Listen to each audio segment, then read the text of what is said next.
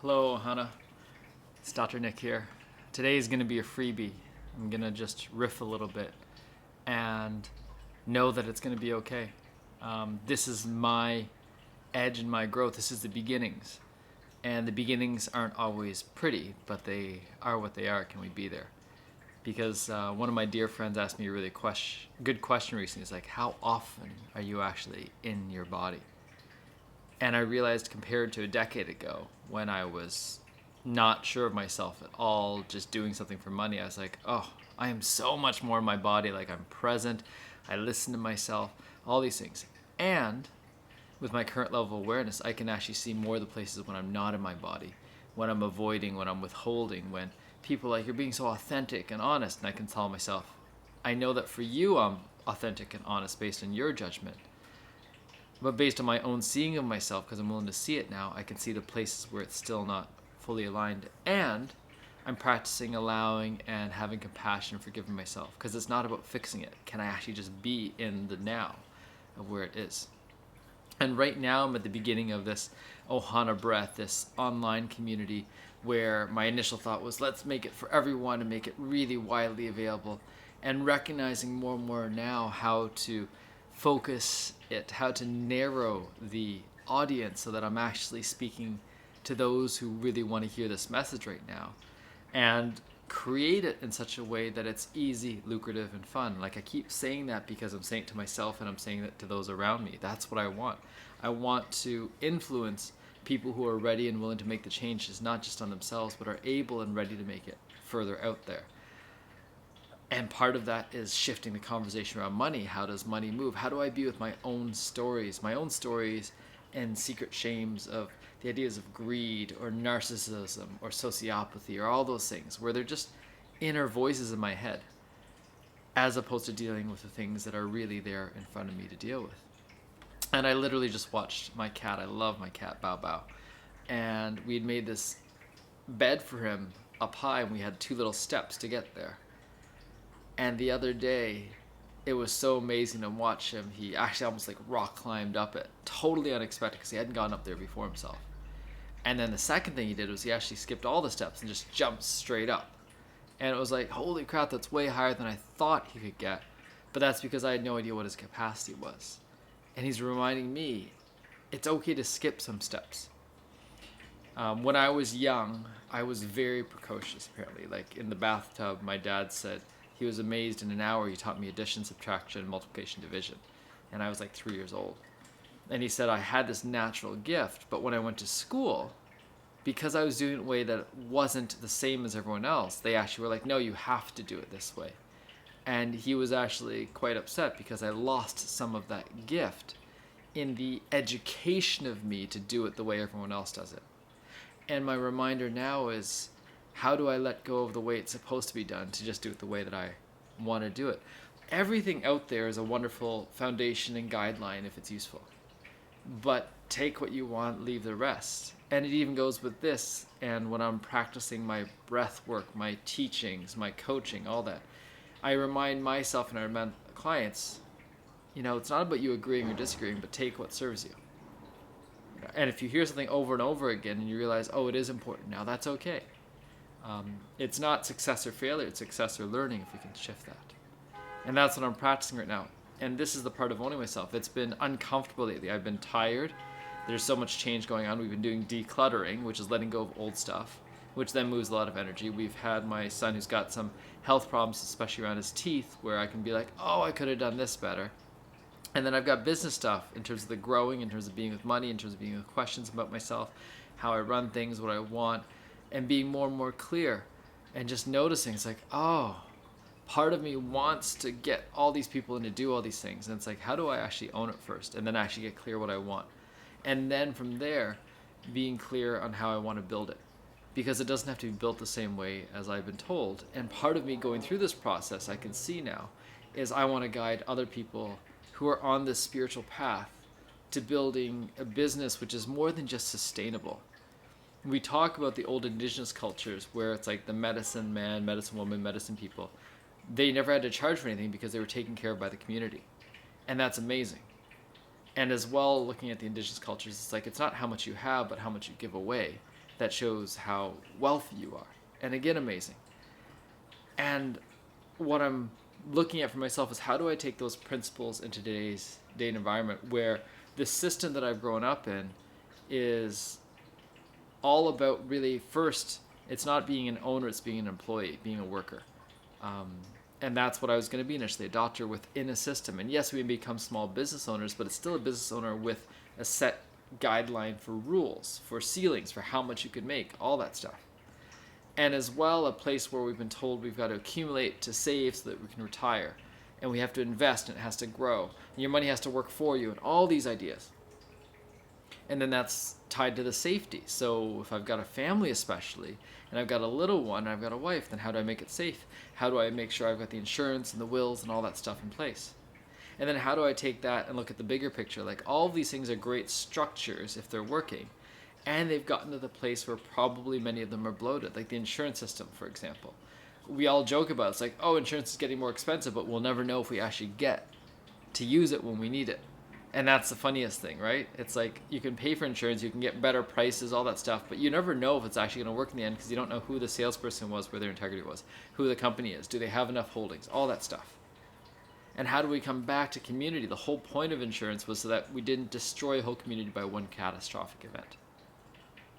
And so here, it's how do we build that resilience? And for me, it's how do I integrate the two?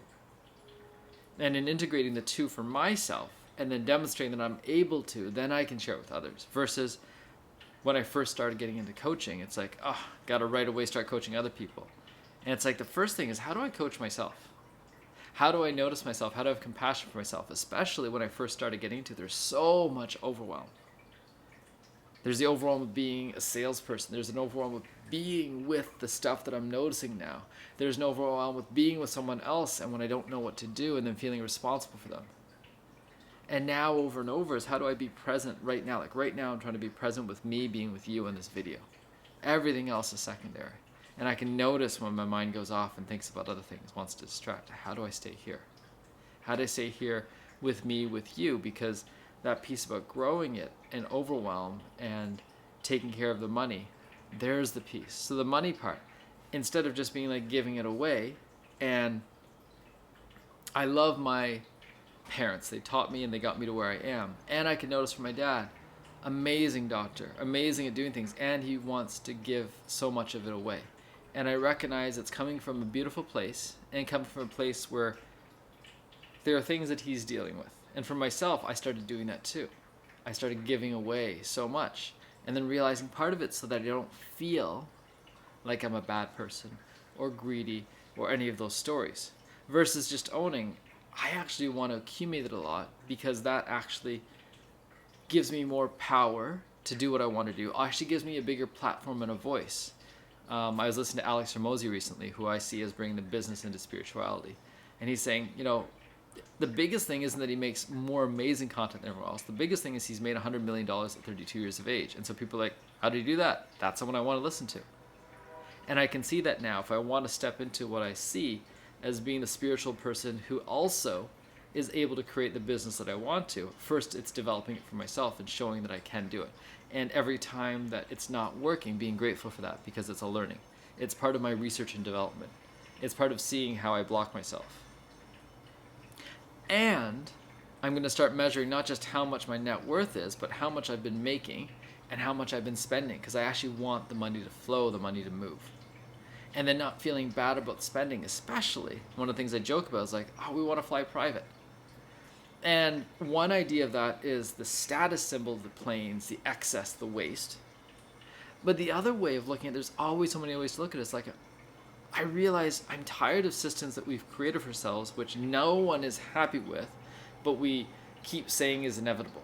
And one of the things is the way you fly, the enjoyment of it, the flight, the process, the screening, the having to go there early, the having to have status, class, all this stuff getting on and off the plane, all the different rules, especially if you want to bring pets, things like that.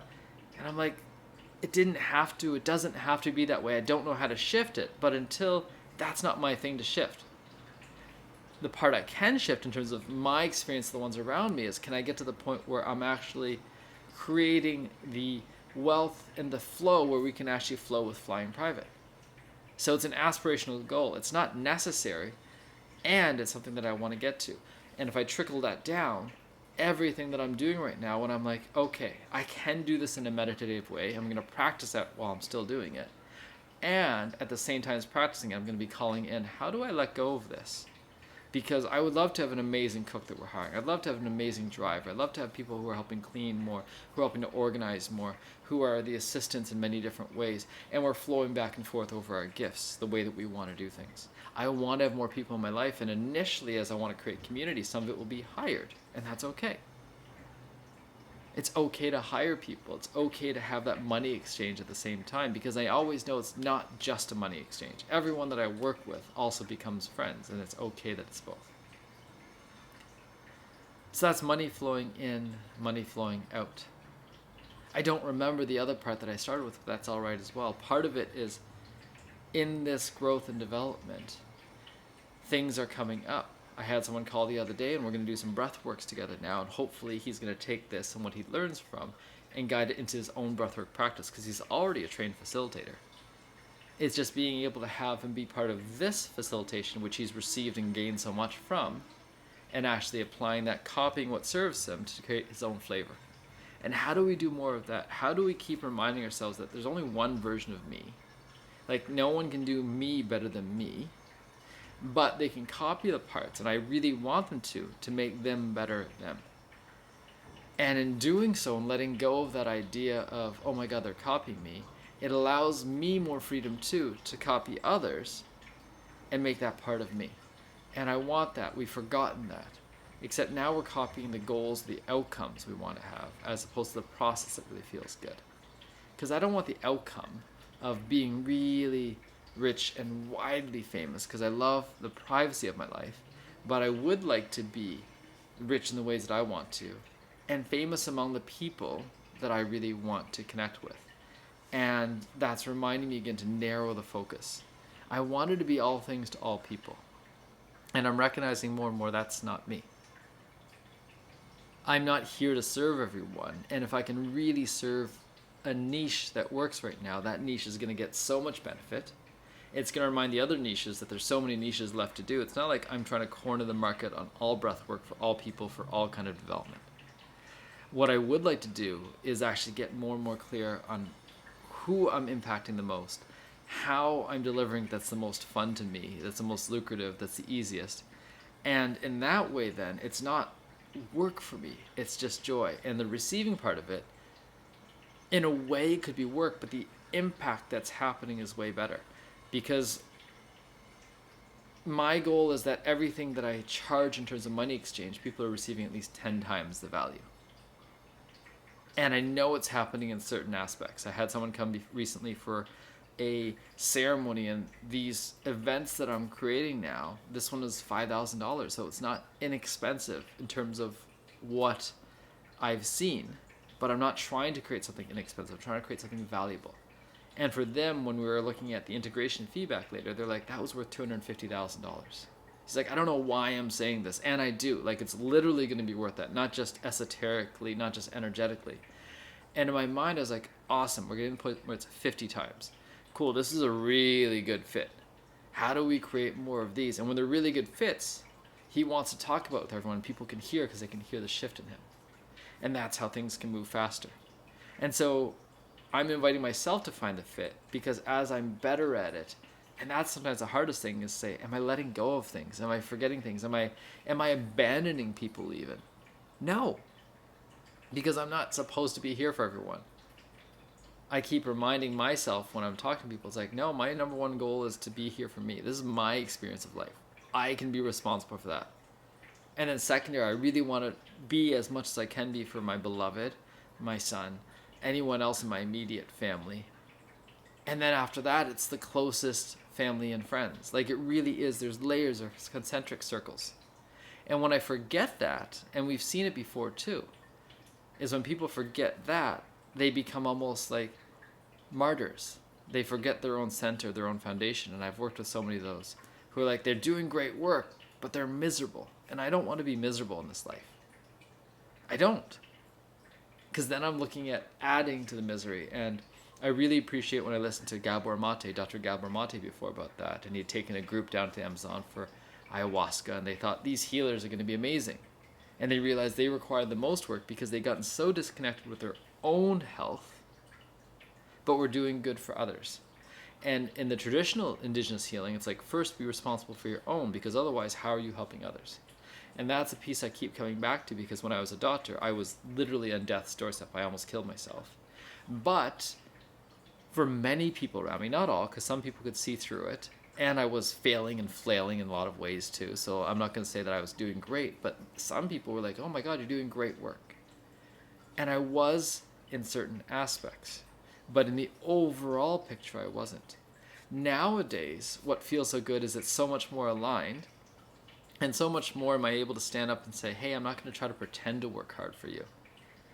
I would like for us to keep getting better so the impact is even more substantial. Because if anything, I can notice sometimes I want to increase the time horizons because I'm more assured of success. How do I actually keep looking at, how do I compress this in a way that works?